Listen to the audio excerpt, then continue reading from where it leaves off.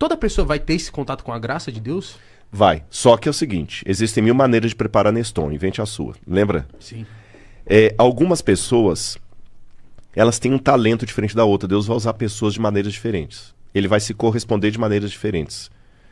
Deus pode falar através de sonhos. Deus pode falar através da vida. Agora, tem alguns elementos que são importantes. É importante você orar. Se você está na galera que tem acesso à Bíblia, lê a Bíblia, descobrir a vontade dele e deixar que ele use os seus talentos. O ateu. Eu quero saber do ateu. Vou chegar no ateu. Perdão, porque eu conheço muito ateu amoroso, gente boa. E aí, ele vai morrer, ele vai pra onde? Essa pergunta já me veio em alguns podcasts e também já gerou cortes que eu fui crucificado por isso. Vamos lá. Lembra que eu contei a história, não estou comparando o ateu a um pervertido, mas apenas para ilustrar. Galera, você que é ateu que está me ouvindo, é para ilustrar. Entenda que é uma ilustração. Lembra que eu fiz aquela comparação de 2 meninas promíscuas?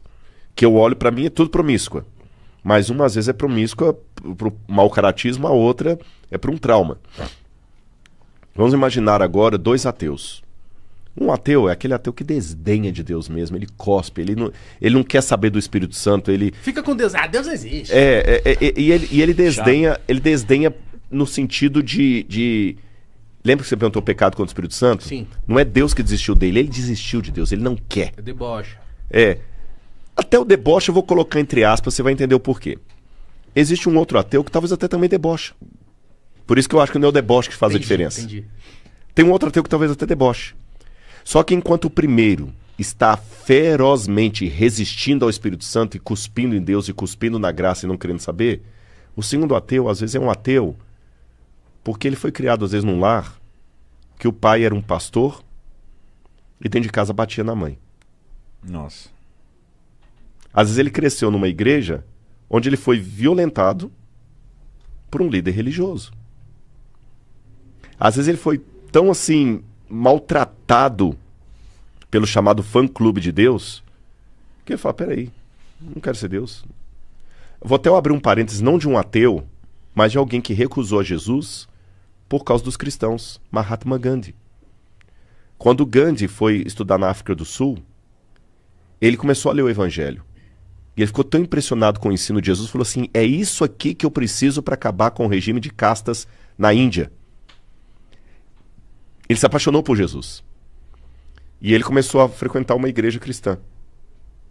Só que ele foi, tão execrado nessa igreja cristã. Ele foi tão ofendido racialmente falando, que ele falou assim, peraí, tem alguma coisa errada. Esse Jesus não deve ser essa coisa toda não, porque os discípulos dele não seguem o que ele fala. Aí ele tem aquela frase célebre de Gandhi, que não é mito, é frase dele mesmo, no meu livro eu tenho inclusive a fonte. Ele falou o seguinte, eu não me torno cristão por causa dos cristãos.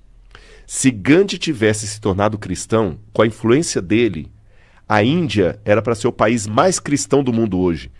E você tem 3% da população da Índia que é cristã. Um país com quantos bilhões? 1 bilhão e... Lá tem mais de 1 bi. 1 bi é alguma coisa. Imagina que apenas 3% da Índia são cristãos. Era hoje para a Índia ser o país mais cristão do mundo, se os cristãos fizessem bem o dever de casa. Assim como os cristãos foram a barreira para Gandhi aceitar a Cristo, e Deus não vai punir Gandhi por isso. Deus puxou ele dos cristãos? Mais do que Deus dá rasteira.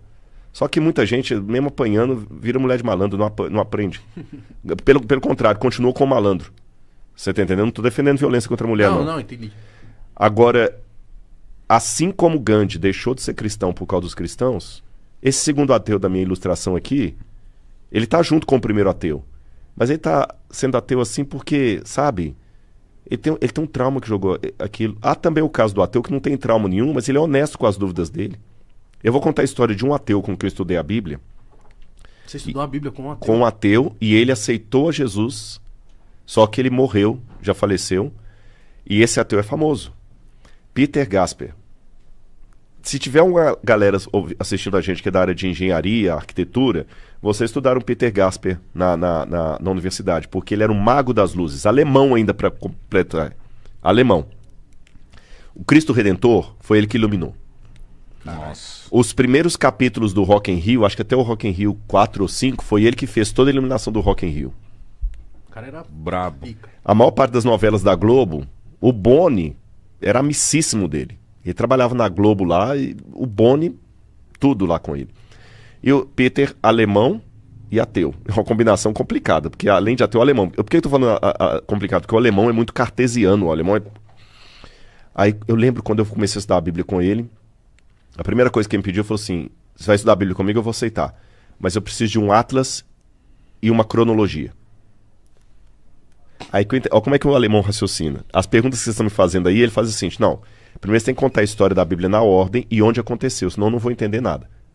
Interessante, né? Estudo na Bíblia. Sabe onde é que foi o momento que ele encontrou com Deus mesmo no estudo? Quando? Quando eu, sem julgá-lo, procurei calçar o sapato dele. O Peter fugiu para o Brasil depois da Segunda Guerra Mundial. Ele não era tão velho assim, mas assim, eles tiveram que vir para o Brasil porque a Alemanha ficou pagando essa conta por muito tempo. A Alemanha virou um buraco. E eles vieram para o Brasil. E ele sofreu muito no Brasil também, sofreu na Alemanha. E ele tinha alguns problemas de família, de sofrimentos, que ele não conseguia lidar com aquilo. Aí o dia que eu entendi isso, eu falei, Peter, eu entendo. E eu demonstrei uma verdadeira empatia por ele naquele dia. Eu não estava assim querendo ganhar um cara por uma religião, querendo ganhar um debate. É isso que nós, pregadores, devemos aprender. A focar na pessoa. A gente não quer focar na pessoa, a gente quer focar no debate. Eu quero provar que eu estou certo, eu quero provar isso aqui. O ego, eu quero provar que a minha religião que é certa, eu quero provar que eu que sou... A minha igreja é a única... Você entendeu? Sim. Ou mesmo que eu fale que não é só a minha igreja, mas só vai para o céu quem concordar comigo. Essa arrogância. Eu sou doutor em Deus. Eu parei de ir na igreja um pouco por conta disso. Eu sei que é um erro meu, devia ter procurado outras e tentado de novo. Mas eu ia pra igreja e começou uns discursos lá que eu falei, que é isso? Começa a olhar a pessoa. Repito, não é fazer vistas grossas ao erro. O erro tem que ser denunciado. Mas não no sentido legalista da palavra.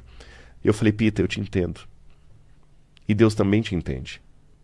Sabe por que você é tão ateu assim? Eu acho que agora eu entendi o seu ponto. É porque você tem tantas dores da vida que você ainda não conseguiu explicação para elas, que é mais fácil para você lidar com a certeza que não tem ninguém lá em cima do que trabalhar com a hipótese de Deus. Porque se você trabalhar com a hipótese de Deus, você tem que ter alguém para odiar. Porque sua vida tá indo mal, né? E ele não fez nada. Traduzindo até numa parábola. Dói mais. O que dói mais?